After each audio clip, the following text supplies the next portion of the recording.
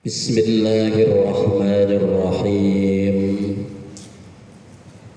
Assalamualaikum warahmatullahi wabarakatuh. Bismillahirrahmanirrahim.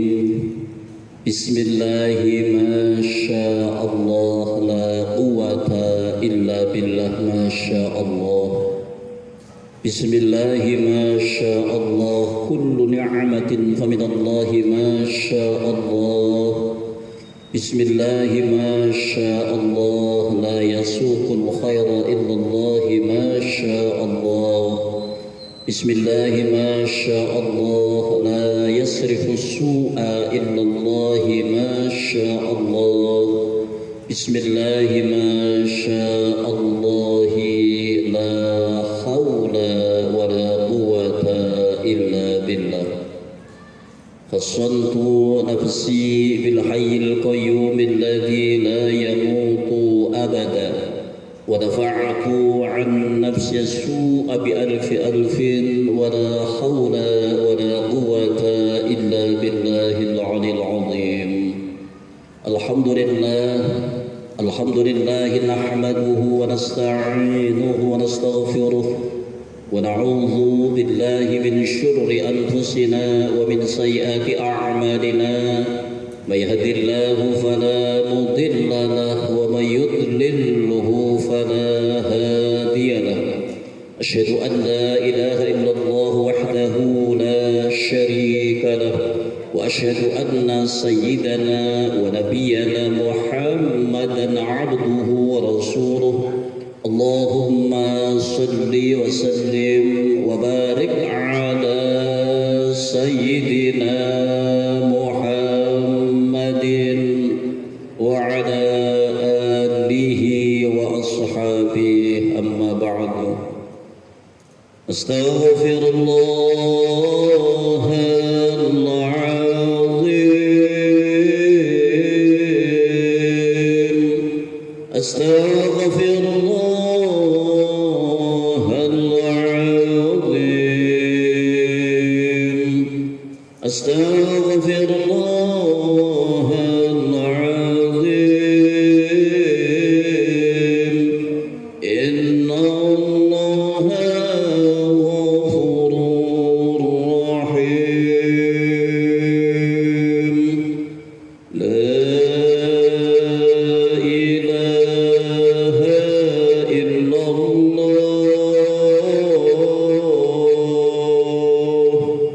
La ilaha illallah. La ilaha illallah.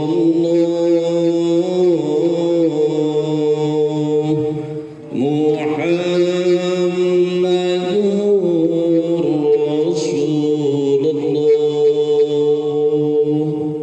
Hasbunallahu wa ni'mal wakeel.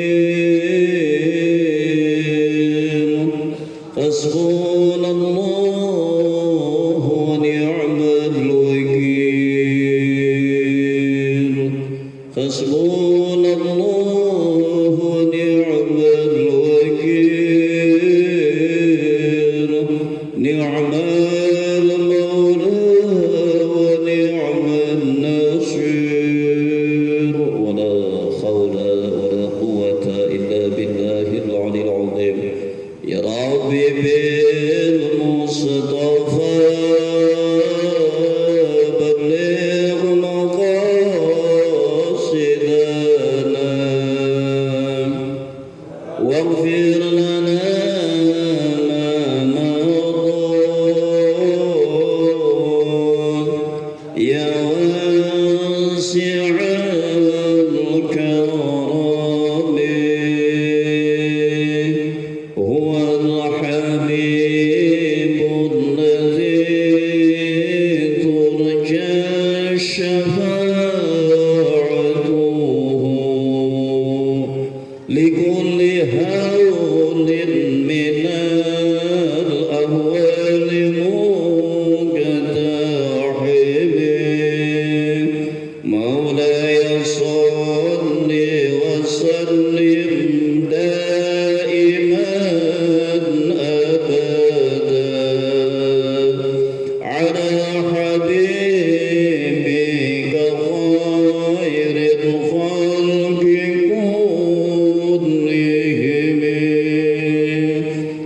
اللهم صل وسلم وبارك عليه وعلى آله. بسم الله الرحمن الرحيم. لحضرة النبي المصطفى محمد صلى الله عليه وسلم وعلى آله وأصحابه وأزواجه وذريته ثم إلى روح جماله تعالى مشارق الأرض إلى مغاربها في برها بحرها من يمينها إلى شمالها، ونخص خاصة إلى حضرة سلطان الأولياء شيخ محي الدين عبد القادر الجيلاني قدس الله سره ونور ضريحه، وإلى حضرة شيخنا مرشدنا مربي روحنا الحكيم محمد بن علي بن هاشم بن أحمد، وإلى حضرته وصوله أن الله يتوشى.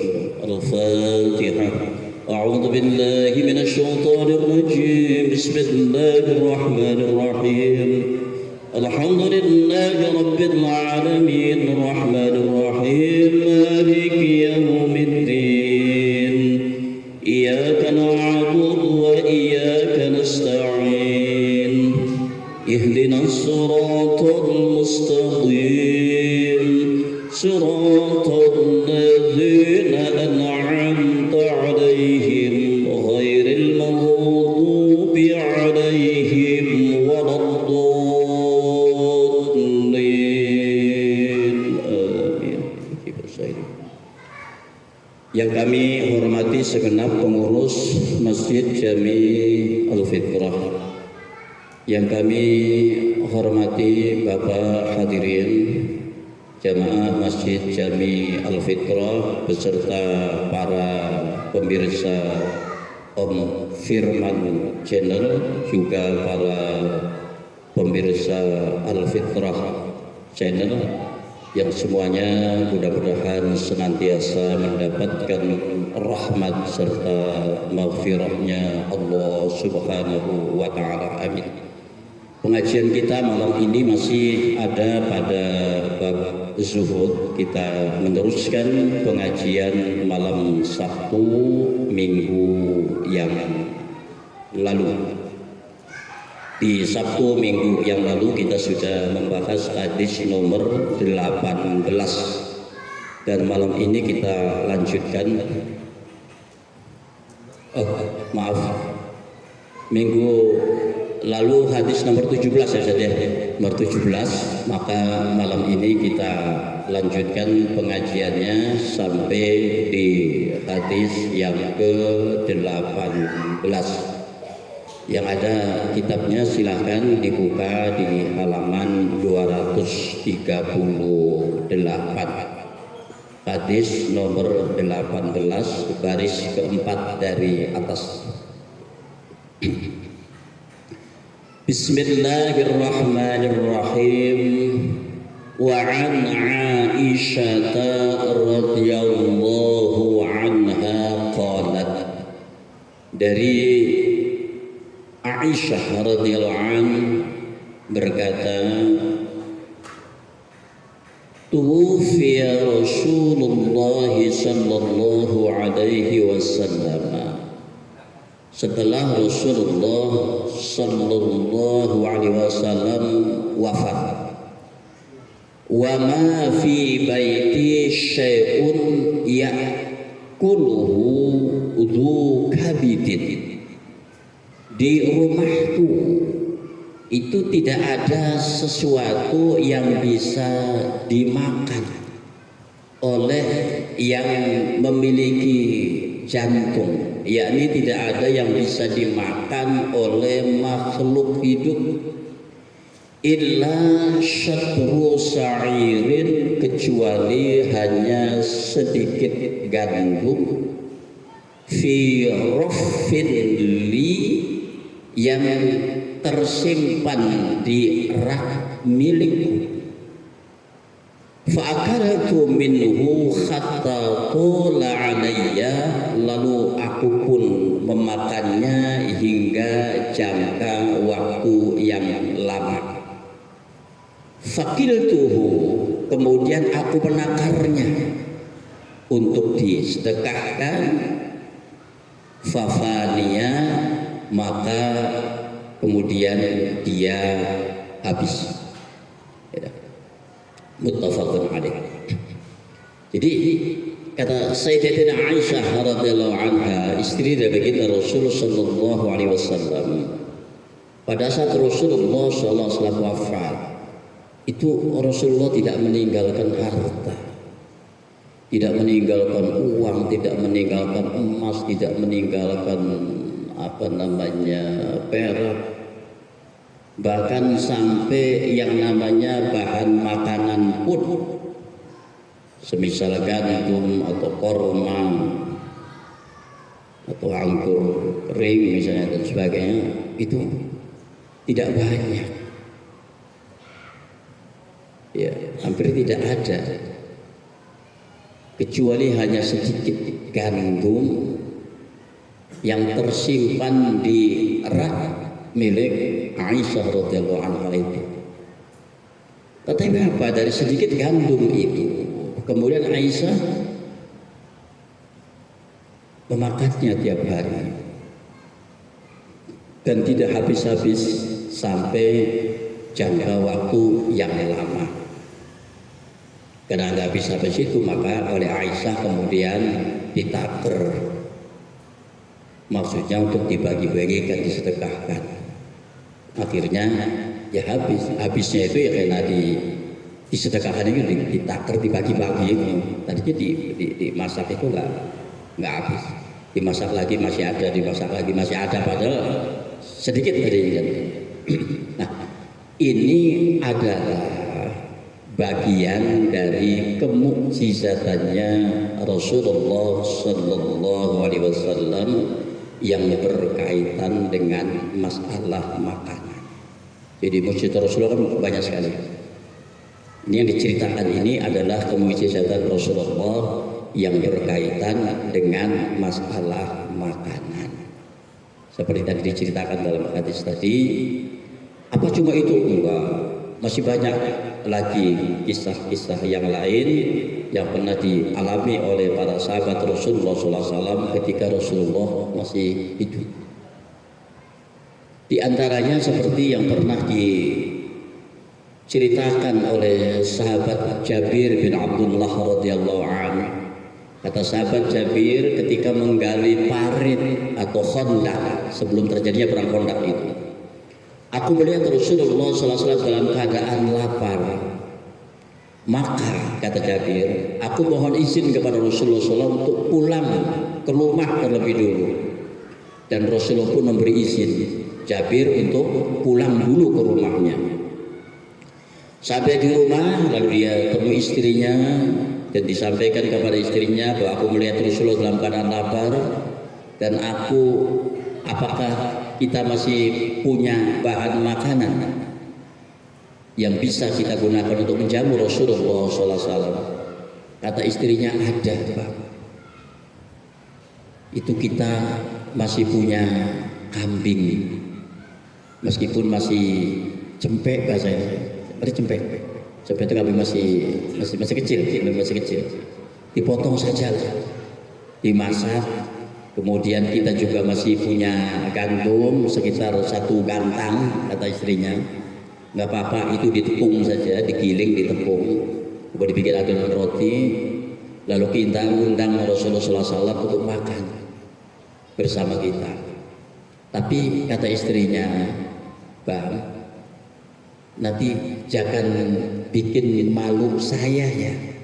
Jangan bikin malu saya, itu maksudnya nanti ngundang Rasulullah, tapi ngundang juga sahabat yang lain. Dan istrinya Jabir tahu kebiasaan Rasulullah itu nggak pernah mau makan duluan. Nanti jangan-jangan sahabatnya dulu pada makan, nanti giliran sampai di Rasulullah habis. Nah itu yang dimaksud, jangan bikin malu saya. Nanti jangan banyak-banyak ngundang orangnya. Baik, kata Jabir, nanti saya akan sampaikan kepada Rasulullah Shallallahu Alaihi Wasallam. Akhirnya Jabir kembali lagi ke tempat Rasulullah SAW yang sedang menggali parit dengan para sahabatnya tadi. Disampaikan kepada Rasulullah SAW, ya Rasulullah, kami ingin mengundang Anda untuk makan di rumah kami, mungkin dengan beberapa orang sahabat, tapi jangan banyak-banyak ya Rasul, karena persediaan di rumah kami tidak begitu banyak. Tetapi apa?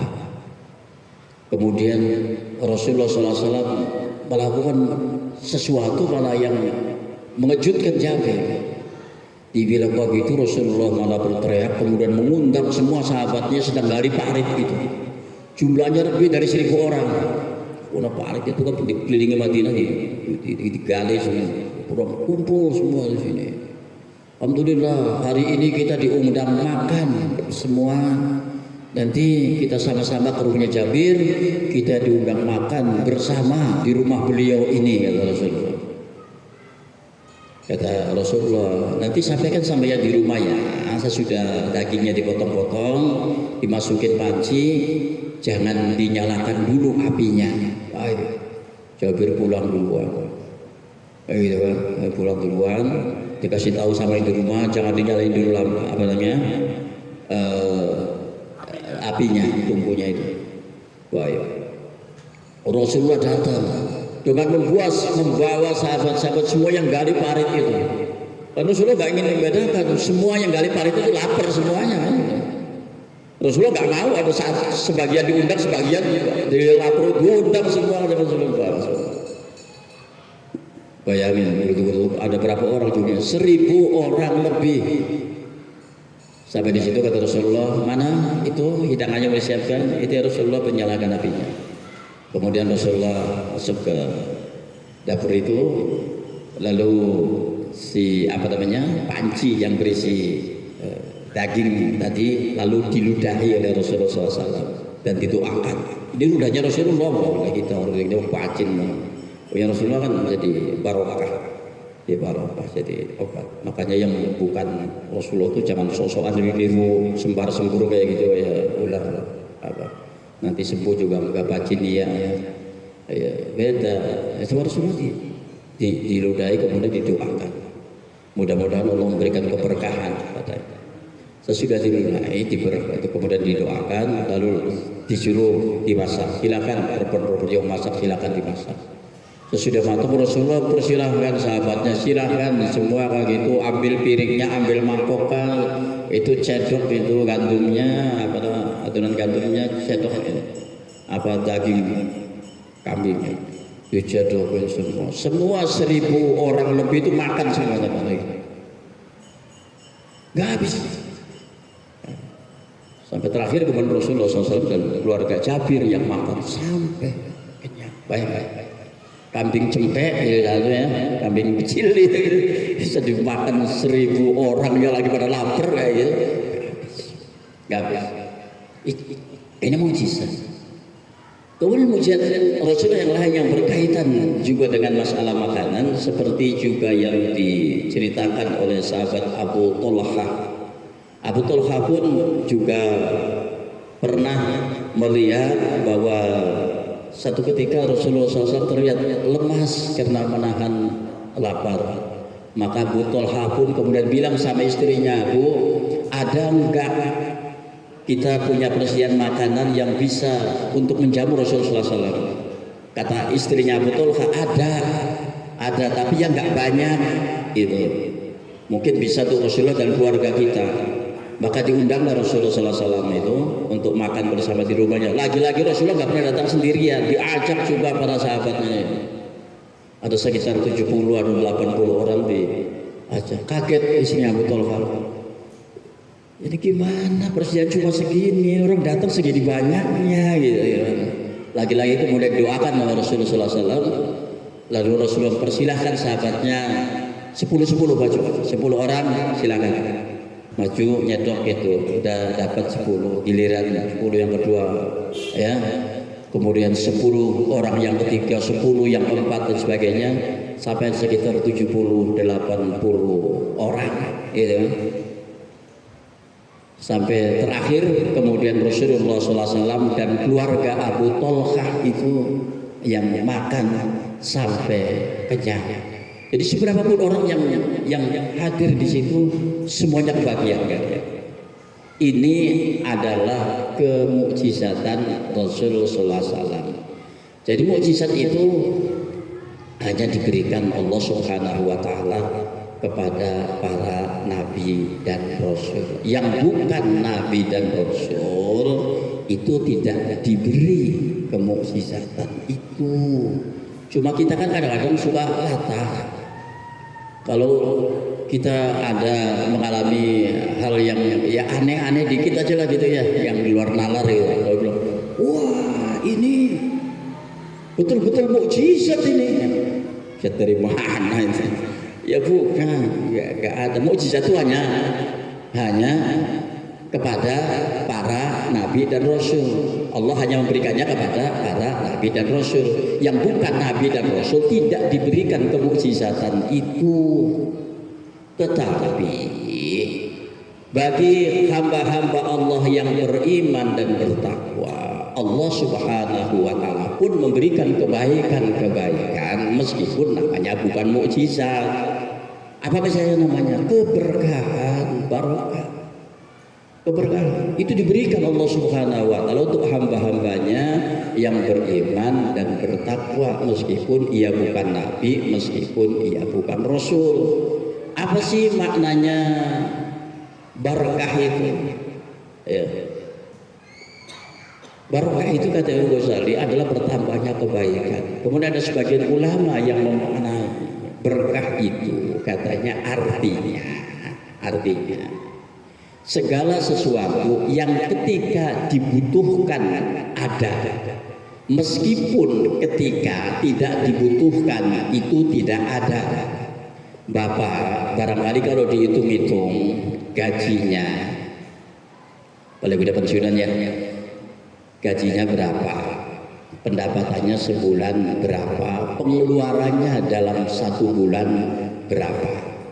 Tetapi alhamdulillah orang yang diberikan keberkahan oleh Allah Subhanahu wa taala pada saat butuh ada, butuh buat belanja ada, butuh buat bayar sekolah anaknya ada, butuh buat bayar cicilan ada. Apa yang ketika dibutuhkan ada, alhamdulillah nggak sampai ngutang-ngutang ke orang gitu kan. Meskipun ketika tidak dibutuhkan tidak ada. Misalnya apa, mobil, nggak ada mobil, memang nggak butuh mobil pun. Iya, kalau punya juga bingung bapak mau diparkir di mana. Jalanan semua macet, bensinnya mahal, parkir susah. Iya, jadi nggak punya mobil nggak apa, nggak ada karena memang tidak dibutuhkan. Tetapi apa yang dibutuhkan menjadi ada. Ini artinya barokah, gitu kan? Barokah rizkinya. Nah, sekarang barokah atau keberkahan itu bukan datang secara tiba-tiba, bukan. Tetapi memang harus diusahakan. Termasuk harus diminta kepada Allah Subhanahu wa taala supaya hidupnya diberikan keberkahan. Dan itu sudah dituntun oleh Allah Subhanahu wa taala. Kalau hidup kita ini ingin mendapatkan keberkahan, apa yang harus dilakukan? Itu tuntunannya sudah ada. Tuntunannya sudah ada. Tinggal diikuti aja. Apa itu? Ya, setidaknya ada 5 hal kalau hidup kita ini ingin diberikan keberkahan oleh Allah Subhanahu wa taala. Apa itu? Yaitu yang pertama, mendasari keimanan dan ketakwaan dalam setiap kegiatan dan usaha kita. Dalam setiap kegiatan dan usaha kita ini usahakan agar ia didasari dengan iman dan takwa. Oke, apa maksudnya? Jadi satu, usaha apapun, kegiatan apapun yang kita lakukan itu pertama niatkan semata-mata karena Allah. Yang kedua, bahwa semua kegiatan yang kita lakukan apapun bentuknya boleh kita lakukan ketika boleh menurut Allah, dan jangan sekali-kali kita lakukan kalau Allah sudah melarangnya. Itu namanya orang mendasari kegiatannya, mendasari usahanya itu dengan iman dan takwa. Kalau kata Allah boleh ya lakukan, tapi kalau kata Allah tidak boleh jangan sekali-kali dilakukan, karena ini akan menjadi penyebab orang hidupnya tidak mendapatkan keberkahan. Satu contoh apa? Allah Subhanahu wa taala berfirman dalam Al-Qur'an surah Baqarah ayat 275. Apa kata Allah? Wa halallahu al-bai'a wa harrama riba, dan Allah menghalalkan jual beli dan mengharamkan riba. Oke. Jadi kalau jual beli kata Allah silakan, itu halal. Jual apa? Jual beras boleh, jual sayuran boleh, jual buah-buahan boleh, jual pakaian boleh, jual perabotan rumah tangga boleh. Yang nggak boleh jual apa? Yang nggak boleh jual apa? Jual duit, dodolan duit. Namanya riba. Ya, jadi jual. Dipinjamkan ke orang 1 juta, nanti kembali 1.300.000. Namanya dagang duit. Riba. Wa harramar riba, dan Allah mengharamkan riba. Jadi kendati pun ini menguntungkan, tetapi karena Allah melarangnya, maka jangan sekali-kali itu dilakukan. Jadi patokannya itu dalam setiap usaha kita, apapun yang kita lakukan, patokannya menurut Allah boleh apa tidak. Kalau boleh menurut Allah lakukan, tapi kalau dilarang menurut Allah jangan. Kalau penyebab pertama ya, kalau ingin hidup kita mendapatkan keberkahan. Kemudian ya, Allah sudah jelaskan dalam Al-Quran surah Al-A'raf surah 96 kata Allah, walau anna ahlal qura amanu wattaqau la fatahna 'alaihim barakatim minas samai wal ardh. Kalau sekiranya penduduk negeri itu beriman dan bertakwa, maka niscaya kami akan limpahkan kepada mereka keberkahan dari langit dan dari bumi. Oke. Lalu yang penyebab yang kedua apa yang bisa mendatangkan keberkahan itu? Beramal soleh dan berikhtiar untuk memperbaiki hubungan dengan Allah serta memperbaiki hubungan dengan sesama makhluk.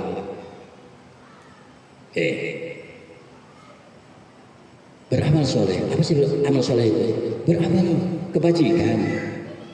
Hidup ini usahakan jangan sampai ada satu hari pun yang terlewat tanpa kita berbuat kebajikan, baik itu kebajikan dalam hubungannya dengan Allah maupun kebajikan dalam hubungannya dengan sesama manusia. Amal-amal soleh yang dilakukan oleh hamba-hambanya itu mungkin berbeda antara satu dengan yang lain, karena berbeda kapasitasnya, karena berbeda pekerjaannya, karena berbeda kemampuannya. Orang yang dia sebagai seorang pejabat, amal solehnya apa? Amal solehnya adalah membuat kebijakan-kebijakan yang baik. Itu amal solehnya pejabat. Sekarang amal solehnya orang kaya apa? Mendermakan sebagian harta miliknya. untuk orang-orang yang membutuhkan. Amal solehnya orang kaya. Amal solehnya orang alim apa? Mengajarkan dan mengamalkan ilmunya. Amal solehnya orang miskin apa? Ya mungkin bisa dengan tenaganya dan sebagainya. Semua bisa. Ya. Jadi kalau ingin hidup kita ini diberkahi Allah Subhanahu wa taala, usahakan jangan ada satu hari pun yang terlewat dalam hidup kita ini tanpa kita berbuat kebajikan. Tanpa berbuat kebajikan jangan, apalagi malah berbuat keburukan. Ya pada nabung isinya bikin rese, bikin masalah ya dengan tetangga, dengan teman, dengan apa, jangan sekali-kali. Allah yang berfirman dalam Al-Quran surah An-Nahl ayat 97, man amila shalihan min dzakarin aw unsa mu'minun falanuhyiyannahu hayatan thayyibah. Barang siapa yang beramal saleh baik laki-laki maupun perempuan dalam keadaan beriman, falanuhyiyannahu hayatan thayyibah, maka akan kami berikan kepadanya kehidupan yang baik. Kehidupan yang penuh berkah. Jadi orang yang gemar beramal saleh itu hidupnya akan senantiasa diberkahi oleh Allah Subhanahu wa taala, diberkahi hidupnya, diberkahi hartanya, diberkahi anak keturunannya. Pada waktu Nabi Musa alaihissalam itu berjalan dengan Nabiullah Khidir alaihissalam. Di tengah jalan beliau berdua menjumpai ada rumah yang sudah reot, temboknya itu hampir roboh. Kemudian oleh Nabi Khidir diperbaiki. Nabi Musa saat itu juga nggak paham kenapa Nabi Khidir memperbaiki itu. Ya, bahkan Nabi Musa bertanya, kenapa nggak minta upahnya ya kita perbaiki rumah ini? Wah, itu Nabi Khidir marah banget ya. Ya, kenapa Nabi Musa mau minta upah? Gara-gara tadi minta sama itu nggak dikasih ya, sama orang sekitar. Ini ada rumah roboh mau diperbaiki dua, terus yang minta upahnya. Kata Nabi Khidir, nanti saya akan jelaskan. Akhirnya jelaskan sama Nabi Khidir kenapa rumah itu diperbaiki. Ya,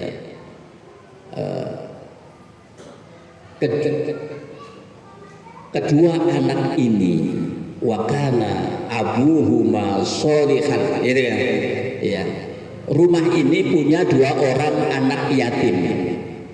Ya, wakana abuhuma sholihan, dan orang tua daripada anak yatim ini adalah orang yang soleh. Wakana tatukan suhma, dan di bawahnya itu ada harta. Jadi oleh Nabi Khidir diperbaiki temboknya supaya apa? Supaya harta yang tersimpan di bawah rumah tadi kemudian tidak dirampok orang. Lah ini kan namanya diberkahi Allah Subhanahu wa taala. Yang beramal soleh bukan kedua anak yatim itu, kedua orang tuanya yang beramal soleh, tapi keberkahannya mengalir sampai dengan anak cucu. Maka itu kita yang sekali alhamdulillah yang mendapat yang keberkahan Allah Subhanahu wa taala. Juga jangan-jangan karena amal solehnya kedua orang tua kita itu. Maka itu jangan pernah melupakan jasa orang tua. Oh kita kalau begini, belum tentu karena kita, mungkin karena amal solehnya orang tua kita itu hingga kebaikannya kemudian mengalir sampai kepada anak cucunya. anak cucunya akhirnya menjadi orang yang diberkahi Allah Subhanahu wa taala karena kebaikan atau karena amal soleh yang dilakukan oleh orang tuanya itu dulu. Jadi itu seperti diberkahi. Orang yang membuat amal soleh hidupnya akan diberkahi oleh Allah Subhanahu wa taala. Maka itu dalam Al-Qur'an Allah jelaskan, in ahsantum li anfusikum wa in asatum falaha. Jika kamu berbuat baik, sesungguhnya kebaikan itu adalah akan kembali kepada dirimu sendiri. Wa in asatum falaha, dan kalau kamu berbuat jahat, maka kejahatan itu pun juga akan terpulang kepada dirimu. Karena kita mau mendapatkan kebaikan apa mendapatkan keburukan. Kalau yang dapat kebaikan, berbuat baiklah kepada sesama. Berbuat baik. Nanti kebaikan itu kembali kepada diri kita. Tapi kalau keburukan akan kembali kepada kita. Baik. Kemudian penyebab yang ketiga yang bisa mendatangkan keberkahan apa?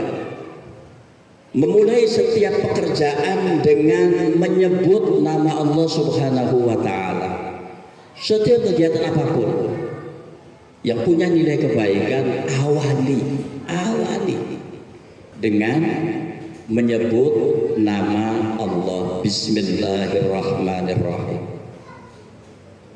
Ya, Bismillahirrahmanirrahim. Apapun kegiatan yang kita lakukan.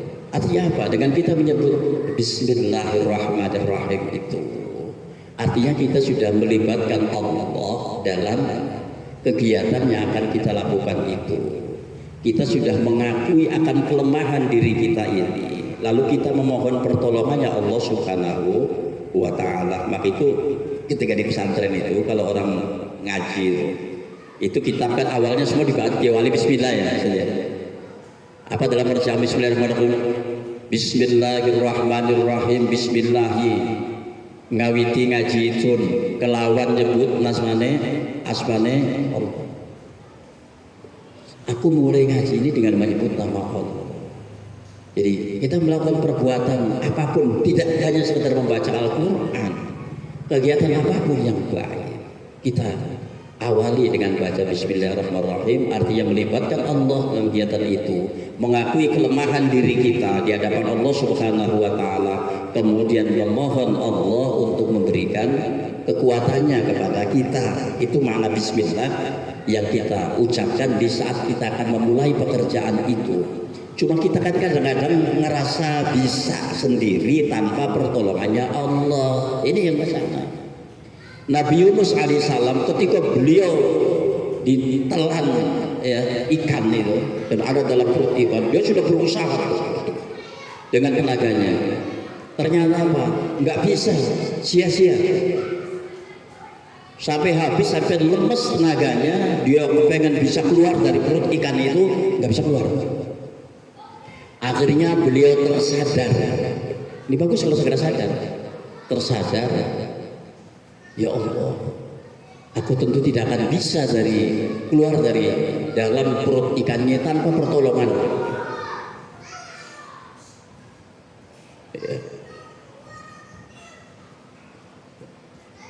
Hanya pertolonganmu yang bisa, yang mengeluarkan saya dari perut ikannya. Maka akhirnya beliau bertobat, kemudian beliau tak henti-hentinya bertasbih, membaca kalimat la ilaha illa anta subhanaka inni kuntu minadz zalimin. Tidak ada Tuhan kecuali Engkau, Maha Suci Engkau, sungguh aku termasuk orang yang telah berbuat aniaya terhadap diriku sendiri. Lalu apa? Allah perkenankan doanya, dan akhirnya beliau bisa keluar dari dalam perut ikan itu tanpa mengalami kesulitan sedikit pun, bahkan gak ada cedera sedikit pun dalam ini. Nah, Allah Subhanahu wa taala lalu mengatakan, mengomentari terhadap apa yang dilakukan oleh Nabi Yunus ketika ada dalam perut ikan itu, seperti firman-Nya dalam Al-Quran surah Shofat ayat 143 sampai 144. Apa kata Allah? Falaula annahu kana minal musabbihin lalabisa fi batnihi ila yaumi yub'atsun. Jikalau sekiranya Yunus itu tidak termasuk orang yang banyak bertasbih kepada Allah dengan kalimat tasbih tadi, lalabisa fi batnihi ila yaumi yub'atsun, maka niscaya dia akan berada dalam perut ikan itu sampai dengan hari kiamat nanti. Akan berlaku. Nah, kita ini punya tidak kesadaran seperti itu dalam hidup kita, bahwa jika kita tidak melibatkan Allah, jika tidak ada pertolongan Allah dalam diri kita ini, nggak ada nasrul, nggak ada pertolongan Allah dalam diri kita ini, kita ini nggak bisa apa-apa kok. Kita ini nggak bisa apa-apa. Maka setiap kegiatan apapun yang kita lakukan, jangan lupa dahului dengan membaca Bismillahirrahmanirrahim. Termasuk ketika kita mau makan, baca Bismillahirrahmanirrahim.